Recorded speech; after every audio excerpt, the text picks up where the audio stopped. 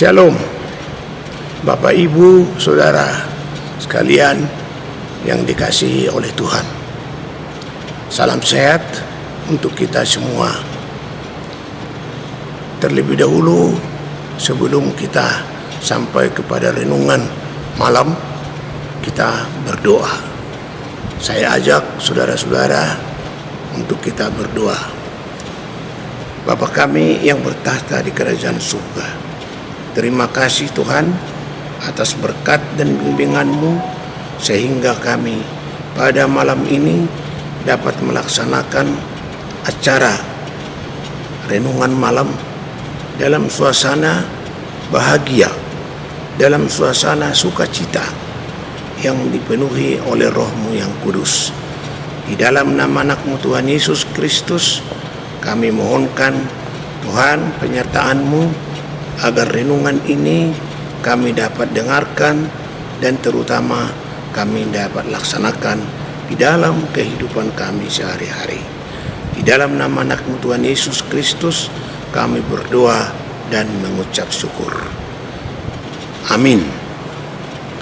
Bapak Ibu, Saudara sekalian yang dikasihi Tuhan, di dalam acara renungan malam, firman Tuhan yang kita baca dalam malam ini adalah yang tertulis pada Lukas 5 ayat yang ke-11.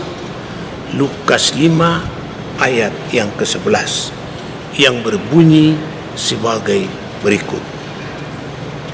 Dan sesudah mereka menghela perahu-perahunya ke darat, mereka pun meninggalkan segala sesuatu lalu mengikut Yesus. Sekali lagi saya bacakan untuk kita.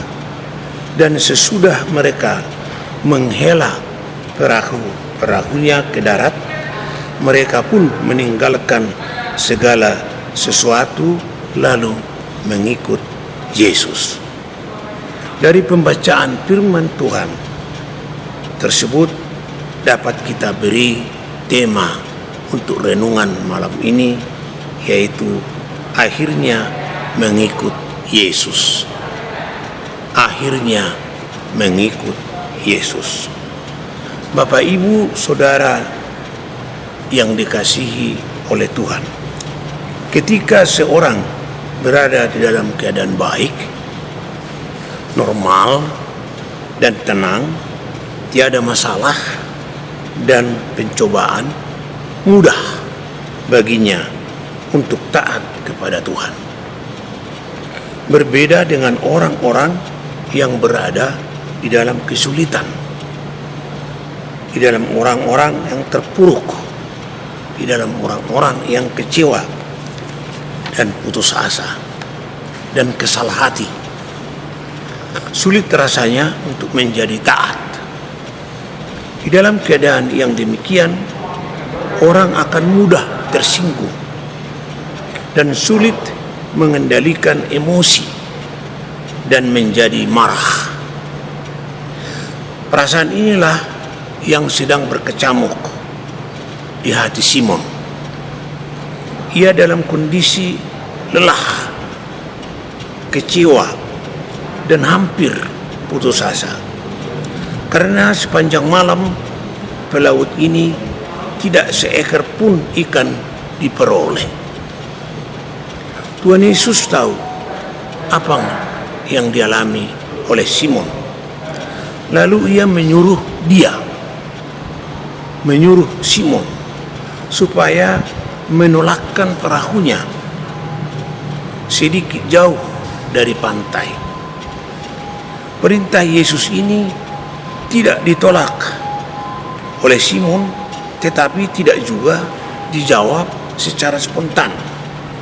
Sesungguhnya hati Simon sangat kesal, sebab dia bekerja tanpa hasil. Tiba-tiba Tuhan Yesus yang dirasa tidak masuk akal.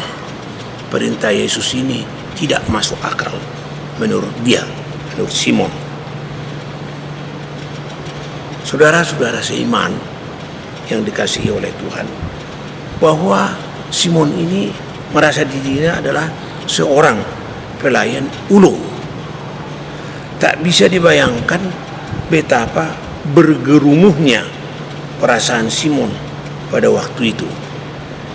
Biasanya orang yang sedang kesal hati dan putus asa sulit untuk percaya kepada Tuhan. Tetapi Simon mencoba untuk melakukan apa yang diperintahkan oleh Tuhan Yesus kepadanya. Katanya, "Karena engkau menyuruhnya aku, maka aku akan menebarkan jala juga." Ini kata Simon. Ketaatan Simon tidak pernah sia-sia. Secara manusia itu tidak mungkin, tapi bagi Tuhan tidak ada perkara yang mustahil. Lukas 1 ayat 37.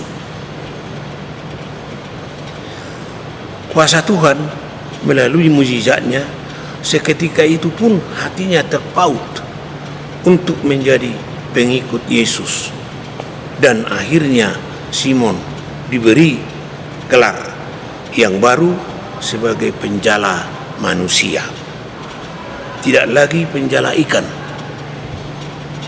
tetapi menjadi penjala manusia.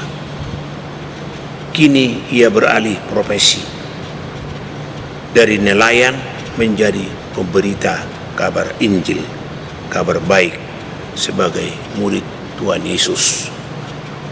Amin. Tuhan memberkati. Mari kita berdoa.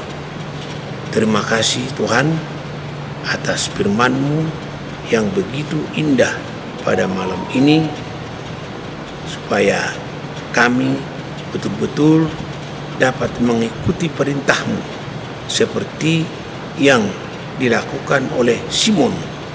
Dia mengikuti perintah Tuhan di dalam hidupnya, dari penjala ikan menjadi penjala manusia, menjadi pemberita Injil yang setia.